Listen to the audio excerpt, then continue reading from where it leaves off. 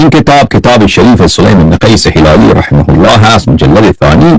در این کتاب شریف مبارک حدیث 40 را ملاحظه بفرمایید. سلیم میگوید که من شنیدم که سید عالمین حضرت امیرالمؤمنین علیه السلام میفرمودند کانت لی من رسول الله صلی الله علیه و آله و سلم 10 خصال ما یسرنی باحداهن ما طلعت علیه الشمس و ما غربت.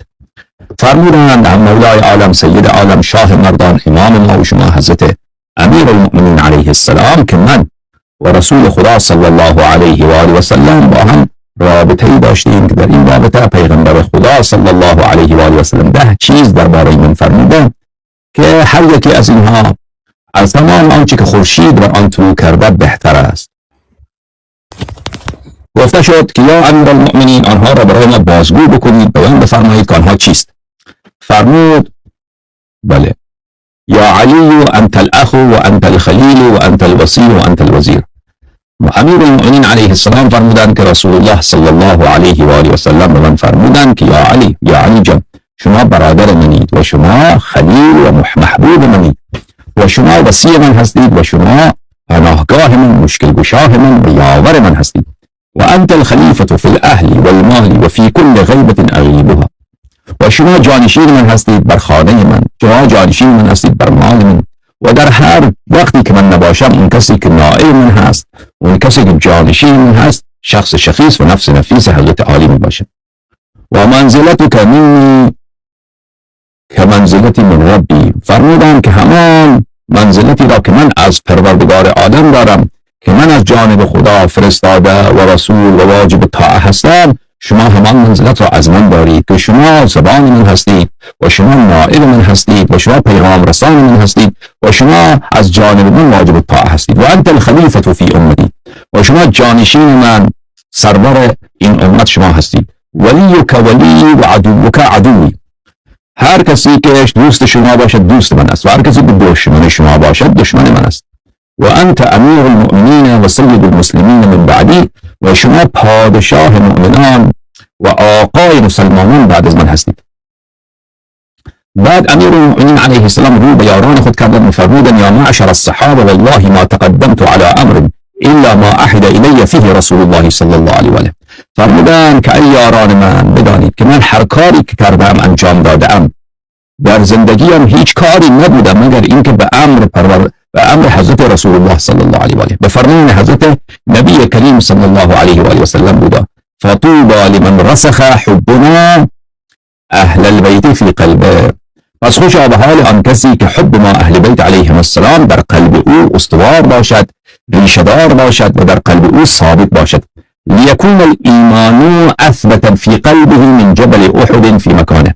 هر کسی که حب ما و محبت ما اهل بیت طاهرین علیهم السلام در دل او ریشه‌دار بود، استوار بود و محکم بود، ایمان او از کوه احد که در جای سنگین است و ثقیل است و بر هست از آن سنگین تر خواهد بود. و من لم تصر مودتنا فی قلبه اناث الایمان فی قلبه کنیاث ملح فی الماء. و هر کسی که در دل او محبت ما نبود، ایمان از دل او پاک می شود همانطوری که نمک در آب ذوب می شود. بعد فرمودند والله ثم والله ما ذكر في العالمين ذكر احب الى رسول الله صلى الله عليه واله مني. ما ذكر في العالمين ذكر احب الى رسول الله صلى الله عليه واله وسلم. حضرت امیرالمؤمنین علیه السلام فرمودند قسم به خدا، باز هم قسم به خدا، قسم به پروردگار عالم که در پیش حضرت رسول الله صلی الله علیه و آله نام هیچ کسی برده نشده، در ذهن ایشان خاطره نیامده، در ذهن ایشان تخیل هیچ کسی نیامده که محبوبتر از من باشد. نام کسی محبوبتر از من در پیششان برده نشده و در خاطره ایشان خاطره که محبوبتر از من باشد از نیامده. ولا صلى القبلتين که صلاتی، هیچ کسی مانند من به سوی دو قبله نماز نخوانده. صلیت صبیا ولم ارحق حلما، من بچه بودم هنوز به بلوغ نرسیده بودم که نماز میخواندم و دیگر هیچ کسی نمازخوان این زمان غیر از ما نبود.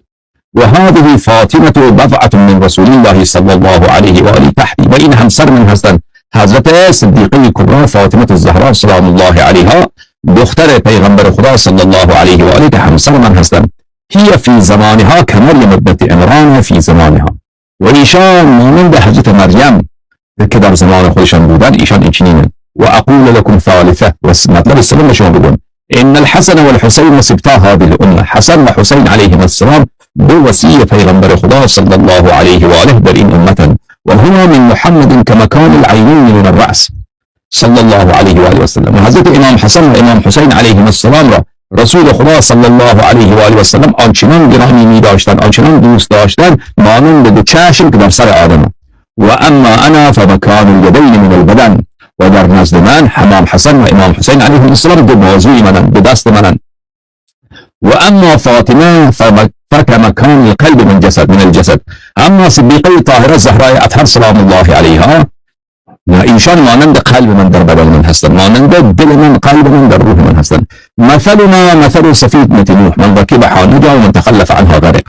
مثال ما مثال کشتی نوح علیه السلام که هر کسی که در کشتی نوح سوار شد نجات یافت، و هر کسی که از آن عقب ماند و سوار نتوانست بشود او غرق شد.